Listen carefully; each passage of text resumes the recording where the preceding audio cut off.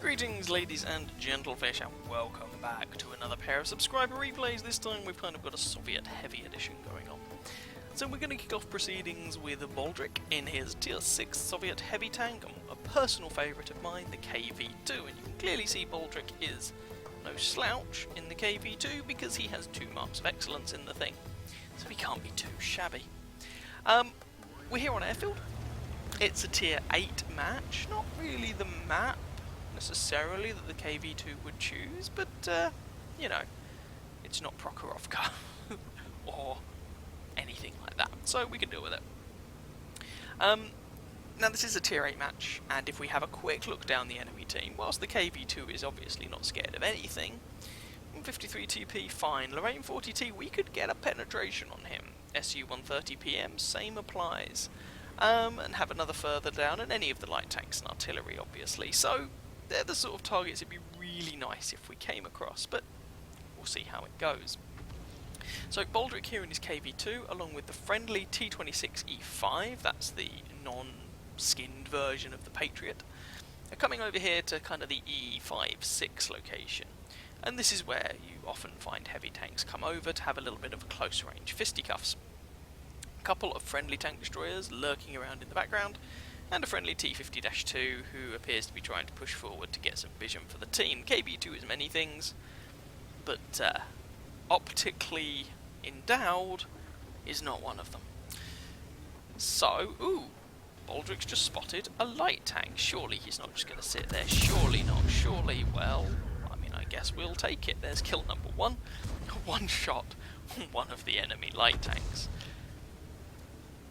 KV-3 appears to be coming up behind Baldric and exposing himself to lots of fire, which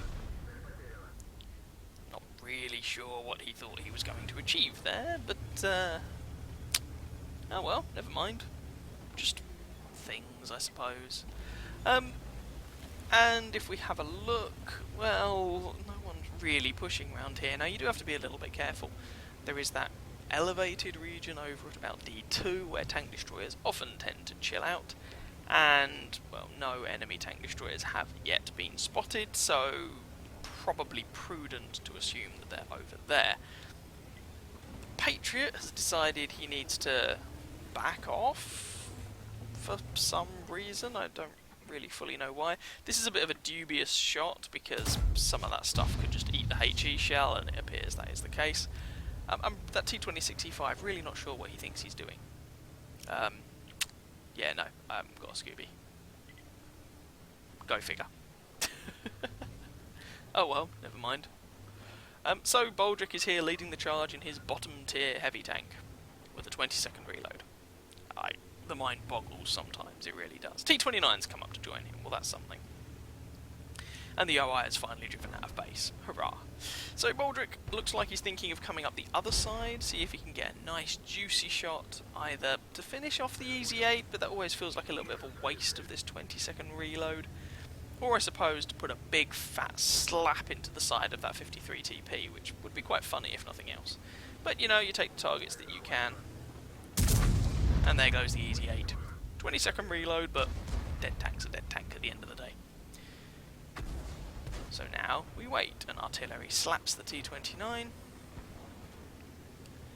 and now waiting for the reload. A side shot on this 53 TP could be quite funny. Oh, it's probably going to kill me right now. There we go.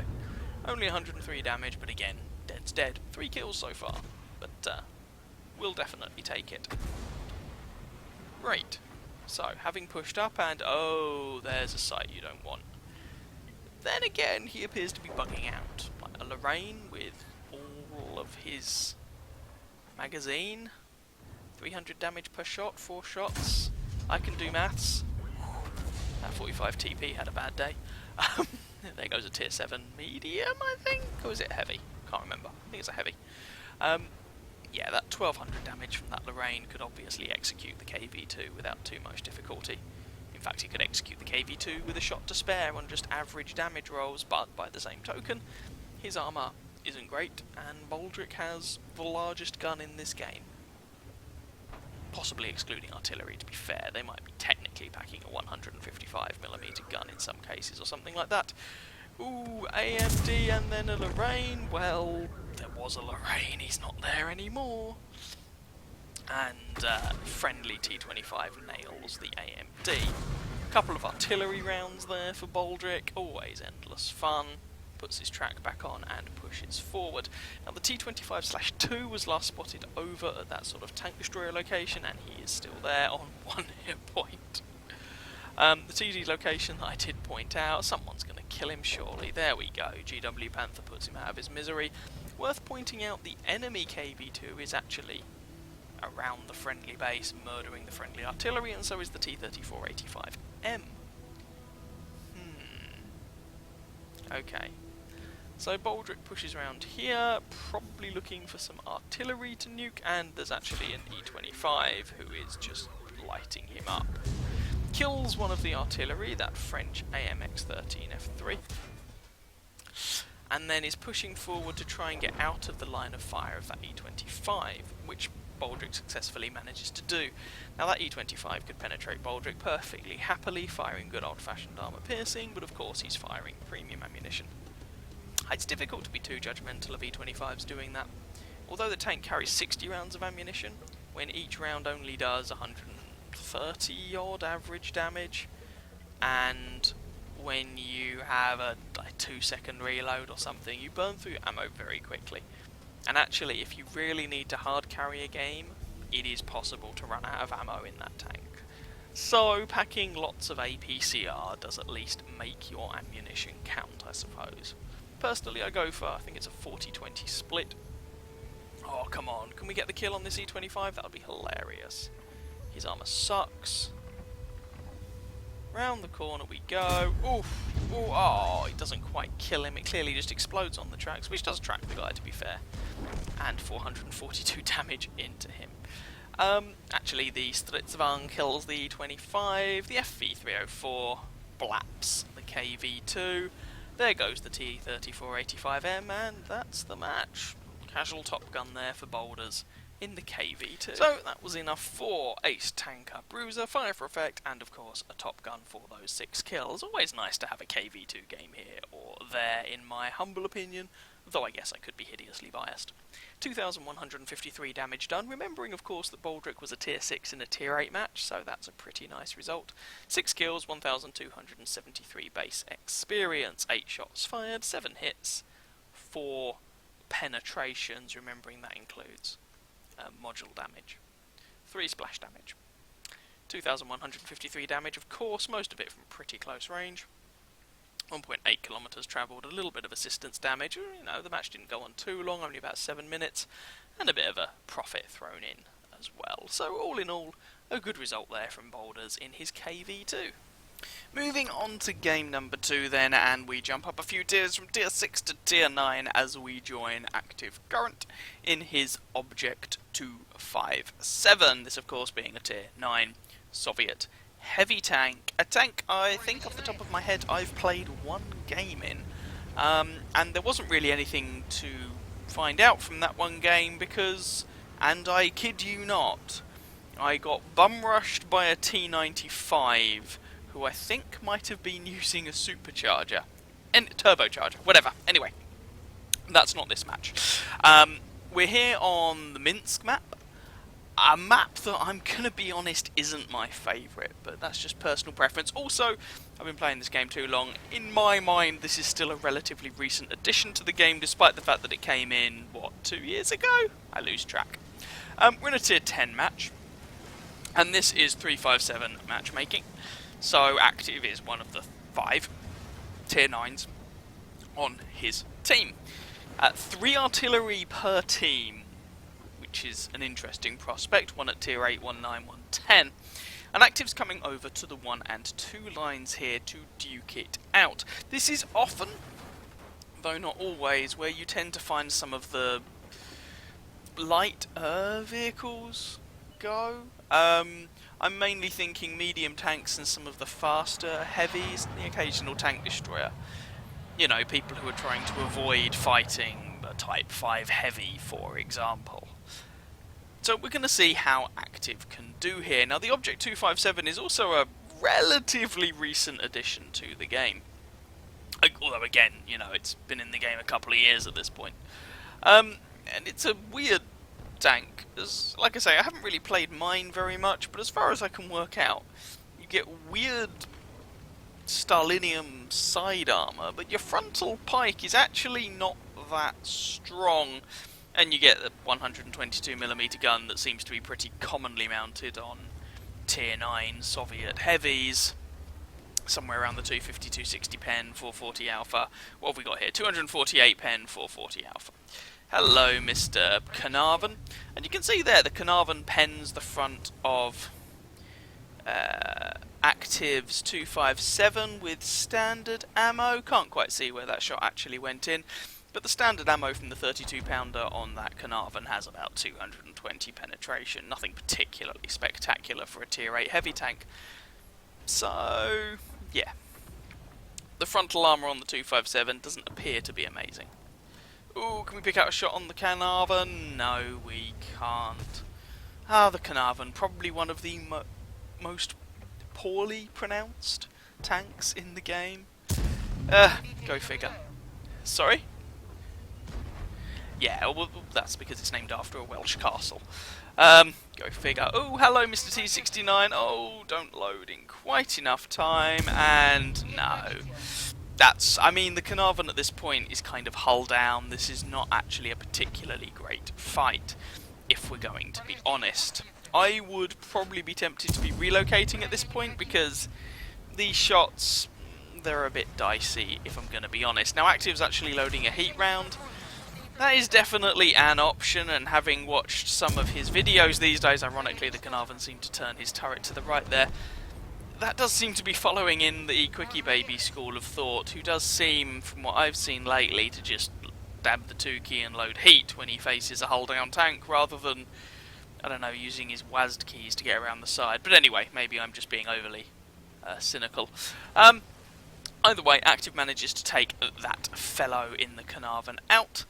Scoreline is 2-1. Active's currently up to 612 damage, 280 blocked by his armour, 291 assistance, and 1 kill. Those numbers will get higher. Ooh, there's a Scorpion in the background, and Active gets quite lucky. That guy bounces. Can't see from where, but we have managed to work out where that Carnarvon managed to penetrate. Good shot, actually, right into the roof of the turret there. Well done to that Carnarvon for picking that shot out, I suppose. Good shout on him. Right, scoreline is 2-3. The friendly team are now technically actually losing this, and Active is loading a heat round here. I should imagine... Surprise, rubble! I should imagine he's loading a heat round primarily for that Type 5. Those things... yeah, the frontal armour on those things is problematic. Let's put it that way. And not only is it problematic, the armour layout is such that, certainly if you're engaging it frontally, you can't really pick out weak spots with any degree of reliability. Even the weak spots on that tank are like, what, 260mm thick? Ooh, another, well, maybe not a lucky bounce there, but there's an example of the magical side armour of the Object 257, as it takes an APCR round from a Jagdtiger. Although I should point out that was a 490 damage APCR round from the Jagdtiger. So clearly not the top gun, but still like 310 penetration or something. Just casually bounced. Now the heat round that Active had loaded actually probably ends up being wasted, maybe. Goes into the Object 257, then again the side armour on the 257 is made of Stalinium, then again there's lots of spaced armour there which heat ammunition tends to not like, so kind of swings and roundabouts. HWK-30 is around here, and of course that inevitable Type 5 heavy. Oh, and an FV. Oh, that guy's scary. HWK first, boom, and gets the track. Unlucky that he gets a low damage roll there. 440 alpha on this gun. Active, unfortunately, only rolls for 409. Blocks the HWK in, and, well, that guy is just going to have a bad day in that particular scenario. And the enemy FV just deletes the WZ-121FT. Just deletes him. I mean, that's a tier 8 tank destroyer. Was a tier 8 tank destroyer. Shot there at the Malshan. It's actually a HE round that was loaded, I presume, in anticipation of the FV. That thing has incredibly weak turret armour. And it looks like Active is loading another HE round. Oh dear. Dear, dear, dear. But the heat round only goes into the tracks of the FV, and the FV's premium high explosive round, well, that was 715 damage and an ammo rack. Yeah, it's gonna leave a mark. So unfortunately, because Active has recently used his repair kit, he is ammo racked for the next minute, which is a bit of a problem. Loading a heat round here, presumably looking to go through the cheeks of the turret on the Malshan, I would think. What's the penetration with the... Ooh, let's just see if he can kill the Malshan. Oh no, probably hit the gun mantlet. Heat rounds on this tank, packing 315 pen. And who else are we dealing with? There's an ELC even 90 around. The Type 5 has actually died now, but the FV is still abroad somewhere. That's someone we have to be a little bit careful of. Again, just seeing if the Malshan's going to pop his nose out so that Active can take this fellow out. It would be really nice to remove that tank from this match, of course. Doesn't look like the Malshan's too interested in taking the bait, unfortunately. And while Active... Oh, never mind. Malshan, Malshan, Malshan. There we go. Heat round through the cheeks of the turret on the Malshan. Those higher tier German heavy tanks have relatively flat turret cheeks. Usually the armour is thick enough to deal with standard ammunition that might be fired at them, but if you are going to dab that 2 key, as a general rule of thumb, you can go through the turret cheeks as long as you actually hit them. It is also possible, of course, as you saw there, to bounce on the tank's mantlet. For some reason, there's another heat round loaded. I'm assuming Active just forgot he had the ammo loaded, because it's a complete waste against an FV. In fact, you could probably make an argument for saying it's an inferior round against the FV, because heat doesn't like spaced armour and you can always be nobbled over by tracks and things like that, and the armour on the FV is just not very good. Even 90, WZ away in the distance. Oh, that guy's shot could hurt. As it is, he only does a critical damage to Active here, but Active misses the guy completely. I mean, many Soviet guns are not exactly renowned for their sniping abilities, unless of course you're taking a blind shot entirely unaimed, on the move, with a KV-2, in which case your accuracy is assured. I mean, that's just how these things work, right? So, scoreline is 11-9, there are only 4 enemy tanks left alive, and we're very much in the let's kill them as fast as we can. Now, the friendly team does still have to be a little bit careful, as a number of the tanks on their team are in one-shot territory, but Active manages to deal with the tier 9 waffle thrower, and that just leaves 2 artillery and a Scorpion. Loading a high explosive round here, not a terrible idea. The Scorpion has terrible armour. The GW Tiger P would be a one-shot to either round most of the time, but the T92 packs, I believe, it is 500 hit points, and the average alpha damage on these HE rounds is 530. That HE round actually deals with the Scorpion, who was on 4 health, so that just leaves the 2 artillery. So loading the high explosive round here, of course, should make the difference against that tier 10 American artillery piece. And this is where, as he's engaging the GW Tiger P, I would say Active should actually be loading an AP round. The value here of the HE really is against the tier 10 American artillery piece. Yes, he did manage to take out that German artillery piece in one shot, and you could argue if he'd fired AP, there was about a 50-50 chance that he wouldn't have killed the guy in one shot, and maybe one of his allies would have picked up the kill, but now he's in the position that he realistically won't one-shot the American artillery piece. I mean, he might, but it's unlikely.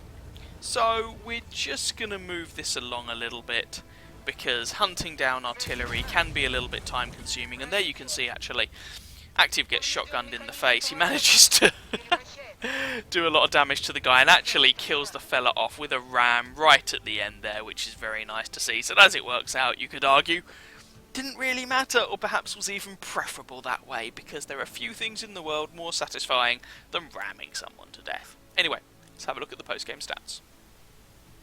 So that was enough for an ace tanker, Hand of God, Bruiser, Fire for Effect, Fighter, Shellproof. A Brothers in Arms, is that? For being in a platoon and everyone picks up 3 kills and survives. Steel Wool, Top Gun, Kamikaze, of course, for that ram kill at the end. And both a Pascucci's medal and a Radley Walters medal for picking up 8 kills in the end, as it turned out, which at tier 9 is very nice indeed. 4,216 damage done, 8 kills, 1,440 base experience. And Active ended up being in a platoon with that Jagdtiger, who, shout out to him by the way, 4.7k damage is a very nice result, and he picked up 3 kills himself. Between them, they killed over 2/3 of the enemy team, which is pretty impressive.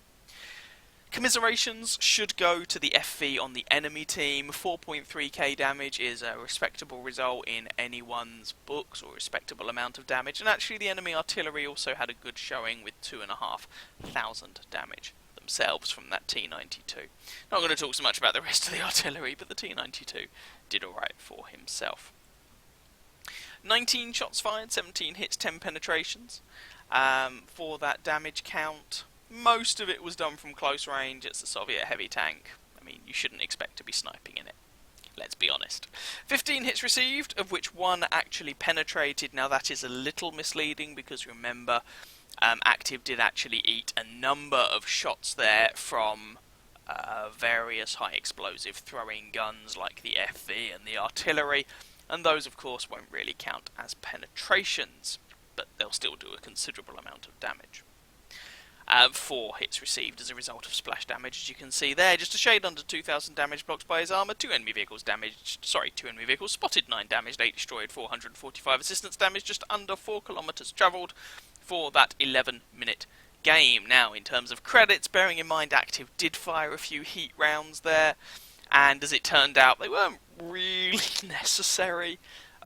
Perhaps except the one on the turret of the Mausch, and an AP round would have been a bit dicey there, I suppose. So that was actually a loss in terms of credits. Active is also running a standard account. Even with a premium account, that would only have been effectively breaking even. But, I mean, the result was still decent. So, there you go. A couple of Soviet heavy tank replays for you there. I hope you guys enjoyed. If you did, then by all means feel free to catch some of my other videos and or subscribe to my channel. There should be various doobly-doos appearing on the screen for you to click on. And I wish you very happy hunting on that battlefield. Ciao, ciao.